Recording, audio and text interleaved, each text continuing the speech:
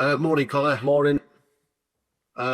Any considered kind of thoughts on Cardiff after you've had a couple of days to think about how the evening went? Yes, same emotions really, if I'm honest. Obviously looking back at it and analysing it and watching it, just a really disappointing night all around. The game plan that we went into the game with changed obviously with the Rays scenario so early in the game. No kind of out and out winger replacement from that point of view to kind of keep the game plan in check.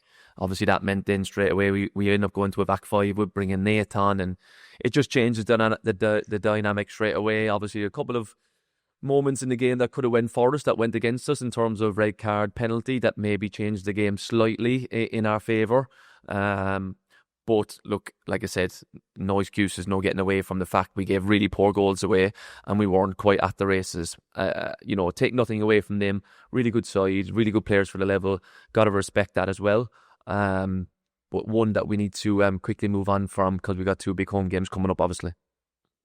And I know this was kind of mentioned after the match, but Luca wasn't the only player who made mistakes, but was involved with kind of multiple goals. Have you had a discussion with your captain after the game?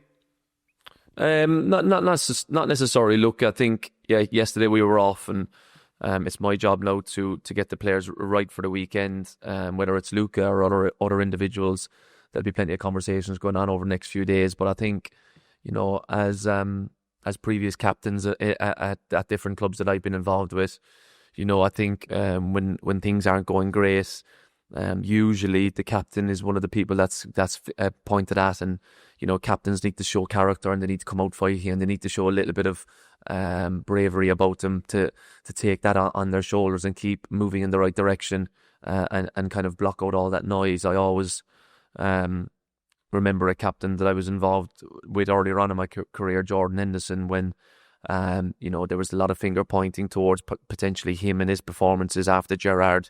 And look at the mindset and the determination and the character he showed to go on and have an absolute fantastic career at Liverpool for many, many years. So I think it's just part of the nature of being captain, and you have to come out fighting and take the criticism on the shoulder and move forward. There's been some suggestions that players playing out position at times hasn't helped from a defensive perspective. Do you think that's a fair point that's been raised? I think there was a situation for 7 or 8 games when we didn't have a left back, which obviously made that apparent.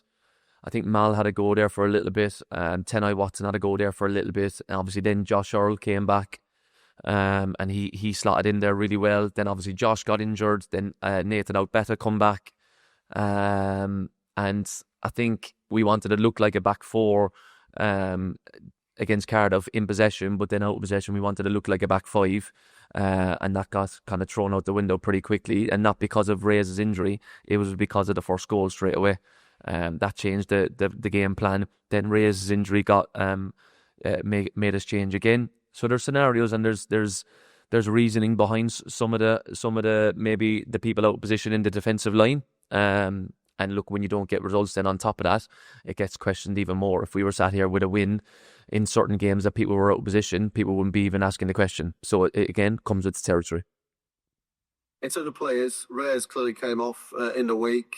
How's he looking? Is that more serious? Is there a doubt over the weekend? No, we think that he's okay. I think it was just an initial precaution. Didn't feel great. His workload's been really heavy over the last kind of a couple of months. And I just think the Cardiff game was one game too many for him, but we don't think it's anything serious and he should be fine. Yeah, I think he's going to be in and around contention as well. Look, I think Digi's got an important couple of days now on the grass, which is going to be really important to determine whether he's going to be involved or not. So if Digi gets through Thursday, Friday on the grass, he'll be involved.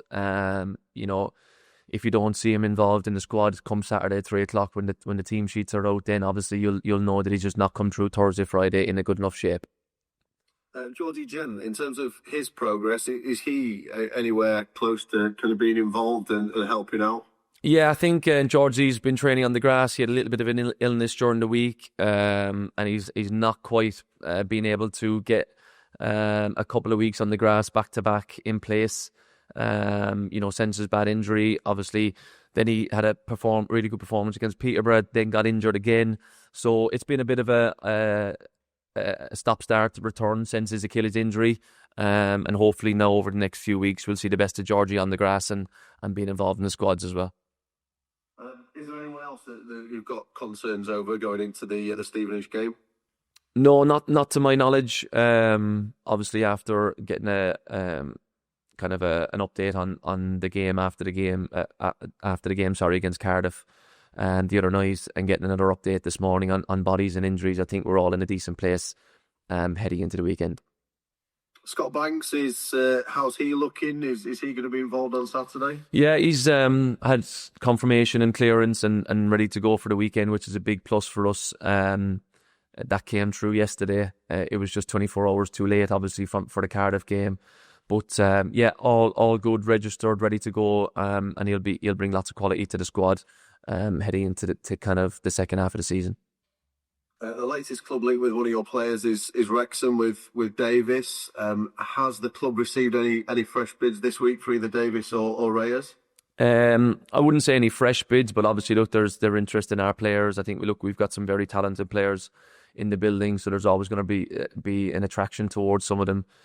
Look, there's no hiding away from Davo, and Reyes has had attraction over the last few days, and there's been a little bit of speculation around that, but it's something that we need to handle and be aware of and make sure the players are in a really good place heading into the weekend. I think, look, we're coming to the end of the window as well, which obviously comes with the territory of things get ramped up even more so. And I feel like between today now with this press conference, Stevenage game, Northampton game, end of the window coming up on Monday, I feel like it's in a really important few days for the club. Yeah, certainly. In terms of that, look, there's been some concerns that if you get late bids on Monday that come in that are too good to turn down from a club perspective, could that leave you a little late to get people in? Is that a concern from your perspective that might not leave you with time, or have you got kind of people ready to go if that happened? No, look, there's a plan in place. I think it'd be wrong of me to say that, look, I'll be let with no bodies and we won't get any replacements in. I think that would be wrong of me to say, but I do think there's a plan in place and we have to be fully prepared for if anything was to happen. I'm hoping that Davo and Reyes will be here after Monday when deadline day comes. But we need to realise as well that, every player's got a price, regardless if it's Davo or Reyes. That's from anyone. That's from Kieran Flavel to Georgie Gent, to anyone. Everyone's got a price, So let's just see what happens. But I do think, just to reiterate the point, that between Thursday, Monday, Saturday, Tuesday with the games, I do think it's a really important time for the club, to come through in a really strong place, to send a message out from our point of view that, regardless if players come or go or whatever, that we're still moving forward in the right direction. So it's a really important moment and we need to come through it, looking really strong. I think it could be, look, the season isn't going to be kind of won or lost over the next few days, but it could be quite defining, couldn't it, in terms of the direction of travel over the next few months? Yeah, I think it will paint a picture, Ox. Yeah, I don't think there's any hiding away from that. I think, come Tuesday after Stevenage from Northampton, the end of the transfer window, I think it will paint a clear picture on the direction of where everyone sees it going. So I think that's a really fair comment. I think it's a really fair assessment. And I think if I was being honest, I think it's really important for me to be honest in that scenario as well. And I think come the end of Tuesday night after Stevenage and Northampton, that people will understand the picture that has been painted from the direction of the club moving forward. Are you close to anything incoming yourselves? Because clearly we've talked about the need for depth. Could that happen before Saturday, or is that likely to go into Monday? I think right now it's probably more after the Stevenage game. I think we've got Scott Banks available. Obviously, we're hoping for Dizzy to get through the next couple of days in terms of training wise, and they'll both come into the squad obviously then, which will be a big boost for everyone. But I think initially in terms of getting someone over the line before the Stevenage game, I think that's unlikely at this moment. Jack Taylor signed for Stevenage yesterday. Was he a target for Barnsley? That's been suggested by some. I think he was a name mentioned again in recruitment calls. I said at the fans forum that, same message. If we are going to get someone in defence and kind of jiggle things around from that point of view, I think someone would have to leave. and no one's left. So I think from that point of view, Jack's obviously someone that's come into our kind of thought process in case anyone was to leave, but no one has left, and he's obviously moved on to somewhere else. I think the reports that were said that, you know, we've been outbidded or out financially driven or whatever that is, I think that's completely wrong. I just think that the message from the fan forum from a defensive point of view was someone would have to leave to get reinforcements in that area, and no one has left, and that's been the clear picture since then. Some thoughts on Stevenage. They clearly had a blistering start to the season. I know they won last time out. It was their first win for a while. What do you make of them and what you're going to face this weekend? Yeah, really, really difficult opponents. I don't think they give too much away. I know they obviously haven't, had too many wins over the last period, but they obviously got a very good win against Peterborough the other night, which is obviously a big result for them. So they're coming into the game off the back of a really good performance and a really good result. They changed to a back five on Tuesday night as well, so we feel like we'll be analysing them in a little bit of a different scenario because they're typically a back four. So yeah, there's a couple of things to consider moving into that game, but a team that are well drilled and like I said, don't give too much away, and one that we have to be prepared for. I just finally from you obviously talked about the importance of the next 3 or 4 days for the rest of the season and everything else. Clearly, fans have got a big part to play in that. There will be frustrations after Tuesday. There might be frustrations with bodies and squad depth at the minute. But ultimately, from your perspective, I imagine you need everyone singing from the same hymn sheet for Saturday and Tuesday. Yeah, absolutely, Ox. Yeah, we need a big connection in the next 2 home games between me, players, staff, fans. You know, the fans care deeply about the football club. They've got a head coach who cares deeply about the football club, and we need to bring that together now and put everything aside come Saturday. We all know that the situation that the football club's in. Hopefully, the scenario come the end of play Tuesday night after Northampton game when the windows closed, there will be a really exciting and positive picture painted coming the end of play Tuesday night. But look, the football club is the most important thing at the end of the day. It's not me, it's not players, it's the fans in the football club, because they'll be here for many, many years to come, regardless of any players that have got speculation right now, regardless of me, of their head coach. But one thing is for sure, that they've got a head coach in charge that wants to win games of football more than anyone at this club. And hopefully between that and the connection between me, fans, players and staff, that we can come through this next 4 or 5 days together in a really positive place. Cheers. Thanks, Conor. Reyes and Davis, are you sort of talking to them, keeping them updated or anything, or just sort of chatting to them about the whole situation and making sure they don't get distracted in the next few days? Yeah, I think it's my job obviously to make sure all players are in a really good place, not just Davo and Reyes. I think it's my job now to make sure people are in a good mindset going into the weekend off the back of the performance and the result on Tuesday night.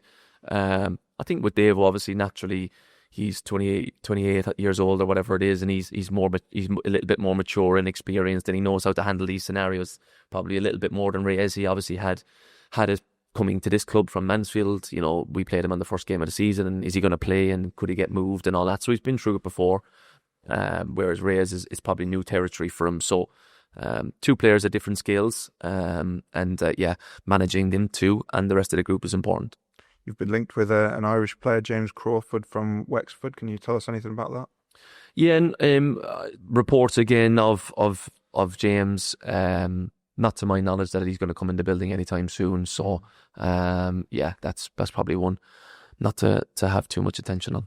Okay, and just on Banks, just tell us about what you think he'll bring. Obviously, he's a right winger, maybe more of a natural right winger than some players you've had in that position. What do you think he adds to the team? Yeah, I think it was a really, really important signing to get someone with real quality on the right hand side. Obviously, we lost Neil Ferrugia. Caelan Vickers went back. Fabio's not quite up to speed, so I was really keen to get someone in with real quality, and Banksy definitely gives us that.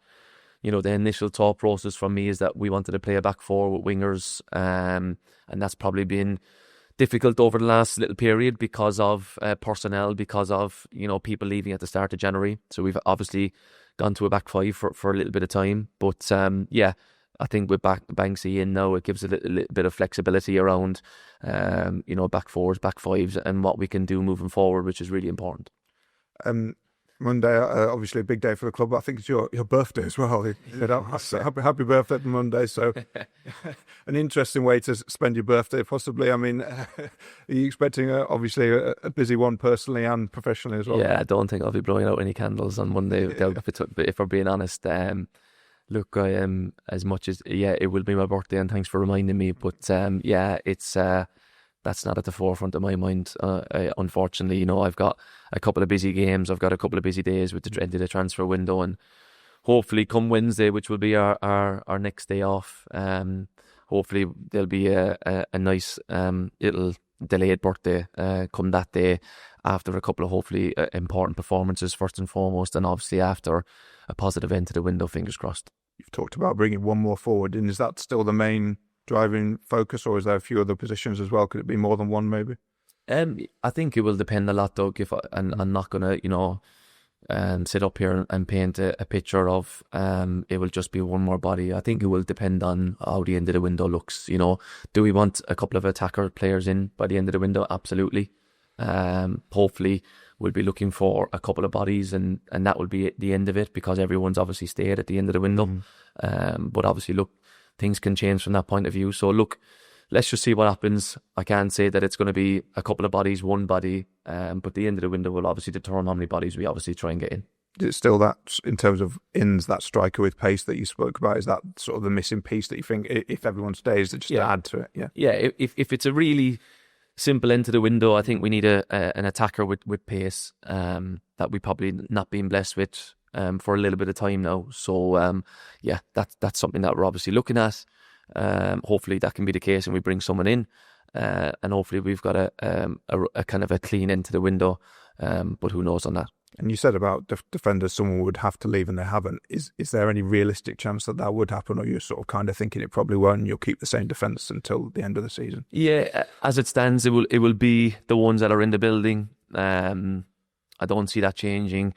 Josh Earl has obviously thrown that into kind of attention, I suppose, from the fact of his injury. Georgie may have gone out on loan if Josh stayed fit, but from that point of view now, I think we need to stay all together from a defensive point of view, and moving anyone out without any replacements would be the wrong thing to do completely. So from a defensive point of view, I think that would be us, really. On Stevenage, they've got, I think, the best defensive record in the league. Lots of clean sheets and not conceding many goals. I mean, you've analysed them. Do you still obviously back your forwards, and attacking wise, you scored a lot of goals this season to break any defence, I guess? Yeah, absolutely. Particularly at home as well. Our form at home this season has been decent. It's not been amazing, but it's definitely been decent from maybe previous records. So. Look, we back ourselves against anyone. We know we're capable of getting good results at home as well.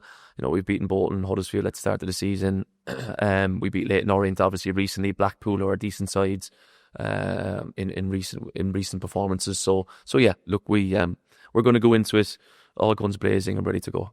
When Stevenage have played before, they've been quite a tough, physical, very experienced team, maybe a bit direct as well. Do you see that this time, or kind of they got a few different ways they can go? No, I think they're really organised. They're real, set plays, long throws. We need to be ready for that, and then obviously we need to play good football ourselves and try and challenge them in the way that we feel that we can challenge them with the ball. And we need to be really attacking and try and go for the game and try and attack the game and get a positive performance, and hopefully that will lead into a positive result. You've mentioned before that when there isn't a massive away end, it's kind of a little bit of a slightly flatter atmosphere. Without disrespect to Stevenage and Northampton, it might be the case in the next few days. So it's up to, I guess, the fans, but also yourselves to sort of generate that positive atmosphere with the performance. Absolutely, Doug. Yeah, you're right on that. I think when big teams come to town, it's much easier to get up for it because it's 2,000 or 3,000 in their way, and then it gathers more energy in the stadium. But we need to create that energy now, heading into Stevenage, and then obviously onto Northampton. But the first and foremost focus is Stevenage. Create an energy, create a buzz, and we need to bring that to the table on Saturday. Thank you, Conor. Cheers. All right. Thank you. All right, Conor. Just to ask a few, if that's all right. Yeah. You mentioned Ray's workload there. How much of that is a signal to you that you've just got to manage him carefully in the second half of the season? Because obviously the team's workload is going to be huge, and in an ideal world, I suppose you'd want him on the pitch every minute of the game with the way he's been playing for you. Yeah, I think we need to be careful with Reyes. There's he's a very, very young player, played loads of football in the last couple of months, and we need to start to get into a position where, as much as we all want him to start, we need to get into a position where 60, 70 minutes we're very comfortable in bringing him off and having a replacement behind him that can take minutes off him. I think with Charlie, he's a little bit away from that moment. There's development in him, and he's a real good player, and you can see he's technically really good and he can handle the ball. But over the last few games, Reading away, Cardiff the other night, it would be unfair to bring Charlie on in this scenario right now. So we need to be careful on him, and being able to get the squad in a decent place come the end of Monday, where in a busy schedule you want Reyes to start every single game. That we need to have people behind them ready to take minutes off him. So I hope that will be the case, obviously moving forward for Reyes' development as well, because we don't want him to get into burnout scenario. And you mentioned the difference between Reyes and Davo in terms of transfer speculation, but is it harder with a younger player as well in terms of them knowing their body to judge when it's too much for them? Yeah, I think, look, it's really difficult for players, and that's of all ages. They want to play. When I was coming later on in my career, I knew I was tired going into some games, but your ego gets in the way and you're like, I'll be fine, but then you have a flat performance and you think, why did I do that? So I think it comes with the territory of players just wanting to play. Whether you're 19, whether you're 35, you just want to play all the time. So yeah, it's a really difficult one from a player's point of view to stick their hand up and go, yeah, I'm wrecked, I need to come off, because your ego gets in the way and you think you'll be fine. And I think that's my job then, to protect them and look after them, whatever the age, whether that's young or old. And this is your second window now as a head coach. How did you find the first one? How better prepared do you feel for this one in terms of managing your focus between the on field and the off field and all that sort of thing? Because I guess that's probably the hardest thing to prepare for when you're learning to be a coach. Yeah, I think they both bring challenges, summer window and January window. I think summer window, you've got a much longer window, clearly, but you don't have as many games involved in that. I think in January it's much shorter and intense, but you're obviously managing a lot of games in a short period of time as well. So they bring their own challenges. Obviously the summer one is long and draining and it can go on for a long time, but the January one is much shorter and intense. And I think when it comes to the end on Monday, it's brilliant because you close that door pretty quickly and you move forward. Obviously you've got the curveball. If any of your better players leave in January, you don't have a lot of time to replace them, and it can really put you on the back foot. So I think they both bring their challenges, but I think from a January point of view, it's done short and sharp, and you can move forward very quickly, which is a positive. Yeah, I mean, I guess the longer it goes on in a window, the harder it is, because the more intense it is, the less time you have to react. How difficult is striking that balance between, obviously you have to give Stevenage, the proper attention, and you have to look at the transfer market as well. So how is striking that balance for you? Stevenage will be the main focus. It has to be. It's the priority. There's 3 points at stake that I want to win, that the players want to win, that the fans want to win, and then obviously the window becomes secondary to that. Of course, look, it's natural that you have a full focus on the window as well, and you're getting calls and you're getting texts and you're getting loads of added extra responsibilities with the transfer window. But the focus has got to be Stevenage and bouncing back on Saturday for sure. And just in terms of bouncing back, I mean, on the back of a big defeat in midweek, I guess it's a bit of a question of balance. How do you sort of go about it in terms of obviously laying down the standards and that sort of thing, but being wary of the confidence of the group as well? Yeah, look, I think before Cardiff, we were in a really good place. We had a couple of draws. We beat Blackpool. We had a really good positive performance at Anfield, and everyone gave us plaudits for that. So I think people focus so much on the one result on Tuesday night, and yes, it wasn't great, and yes, we wanted to do better, of course, but let's not lose sight of the fact that probably 48, 72 hours ago we felt like we were in a really good place. So it can easily turn back in our favour again. So let's everyone stay calm, and let's everyone get ready for the weekend, and let's be prepared for a really good performance.